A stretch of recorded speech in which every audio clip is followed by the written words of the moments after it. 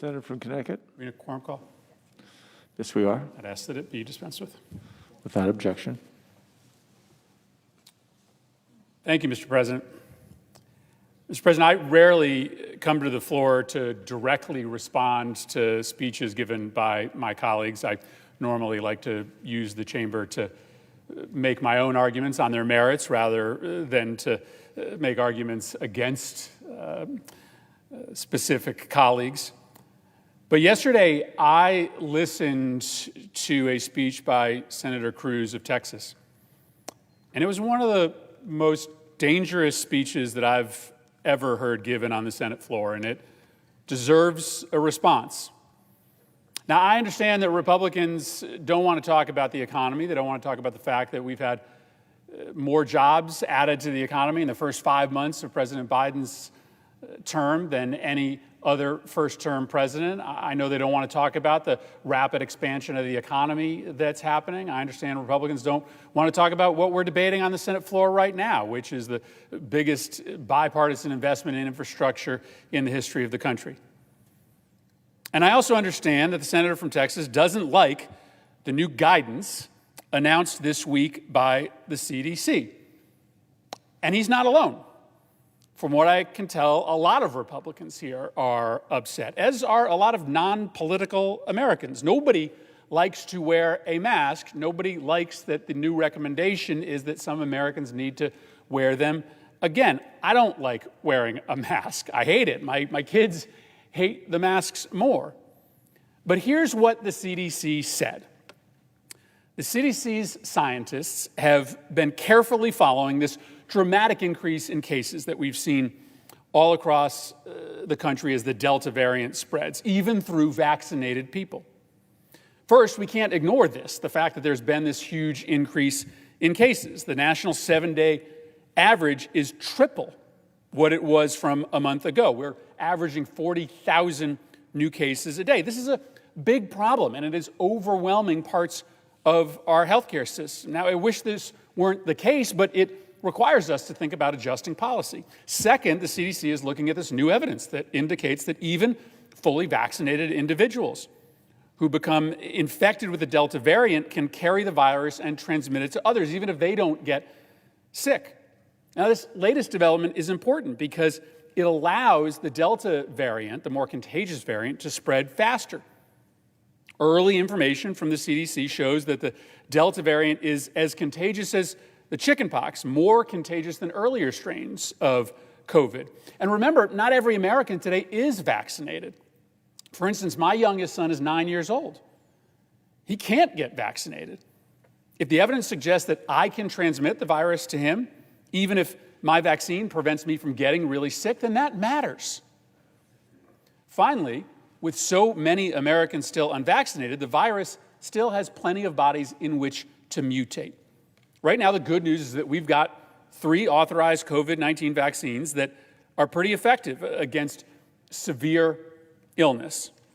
But the worry is eventually the vaccine is going to mutate into a version of itself that is resistant to the current vaccines. And with so many Americans choosing to stay unvaccinated and evidence suggesting that vaccinated people who are infected with the Delta variant can transmit it to people who are unvaccinated, the CDC has concluded that right now we need to take additional steps to cut down on the pathways that the virus has to spread and keep mutating before it's too late and we have a virus that our vaccines don't work against at all. Now, what does the new guidance say? It recommends that fully vaccinated people wear a mask in public indoor settings in places in the country where there are a lot of cases. And since most young kids aren't vaccinated, the CDC is also recommending that when school opens, teachers and kids should wear masks. That's the argument that the CDC is making. That's the evidence upon which they have issued their new guidance. And it's perfectly legitimate to contest the CDC's decision or the reasons that they gave for making the decision. It is okay for anybody in this body to disagree with the conclusions that they reach. But that's not what Senator Cruz did yesterday. He didn't come to the floor and argue against the merits of the CDC's argument. No, in fact, not once during the speech, and I watched the whole speech, did he ever reference the actual reasons for the CDC's new guidance. Not once. In fact, he claimed that the CDC offered no explanation. At one point, after mischaracterizing the CDC's announcement, he asked rhetorically why the CDC changed the guidance. Who knows, he said. Anyone who listened to that speech, or frankly, many other speeches that are being given by Republicans all across Capitol Hill this week, would logically come to the conclusion that the CDC had offered not a single explanation for the new guidance. And then after creating the impression that the CDC didn't have any reasons for the new recommendation, the senator from Texas announced that he had discovered the reason. He said that the real reason the CDC changed their guidance was because the CDC is, quote, an arm of the Democratic National Committee, and that Democrats in Congress are, quote, faithful little foot soldiers of the CDC. He offered no explanation as to why it would benefit Democrats politically, or the DNC, or the CDC to recommend mask wearing. He just simply claimed that the CDC was a political puppet of the DNC, and the guidance was politically motivated. The closest he came to a more detailed explanation of this claim was when he talked about the school guidance. There, the senator from Texas claimed, without any evidence, that the only reason the CDC made this decision was because it was demanded by, quote, union bosses. And that, quote, the CDC said, ma'am, yes, ma'am, we will issue the order demanded by the union bosses. Mr. President, that's all made up. And the senator from Texas isn't the only Republican saying things like this. There are dozens of national Republicans making these same wild, unfounded allegations. The political agenda at the CDC that Republicans allege is a fiction. It's constructed out of thin air.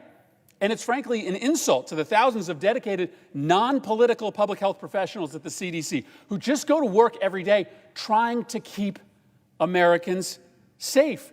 These aren't politicians. These are epidemiologists and scientists and doctors who've worked their entire lives trying to keep this country safe. I'm not saying they get it right every time. I've criticized many of the decisions made by the CDC during the pandemic. It's okay to criticize their decisions, but to claim that they are all corrupt, they're these politically controlled hacks, that's an outrage.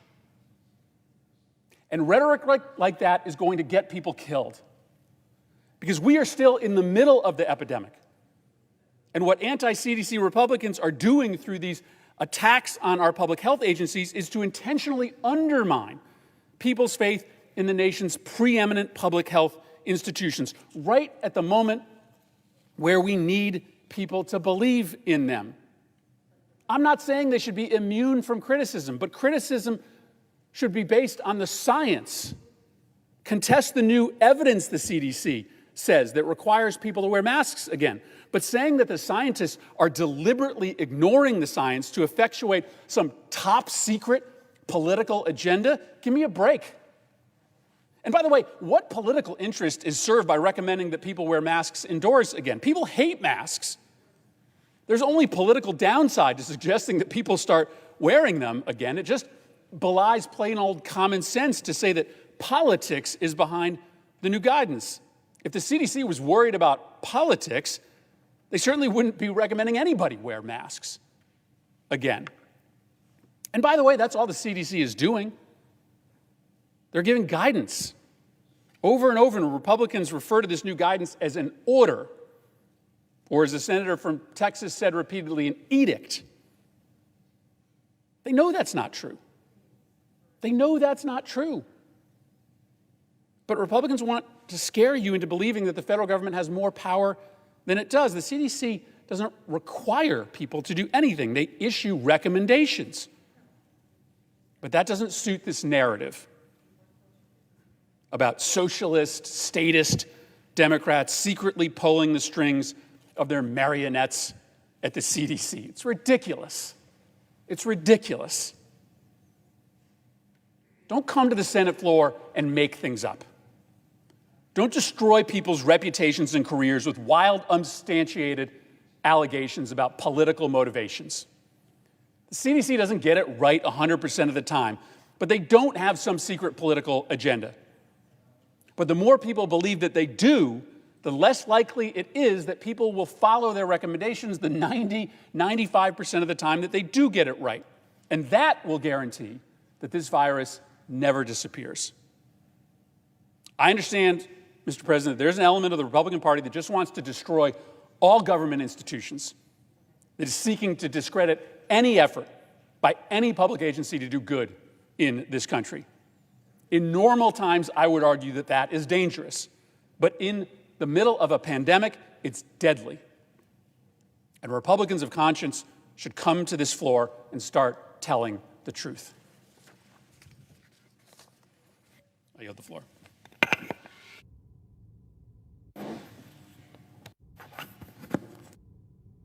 Mr. President.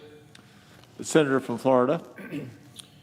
Mr. President, after weeks like this, I find it hard to explain to Floridians back home how Congress is actually working on behalf of their families. I think it's safe to say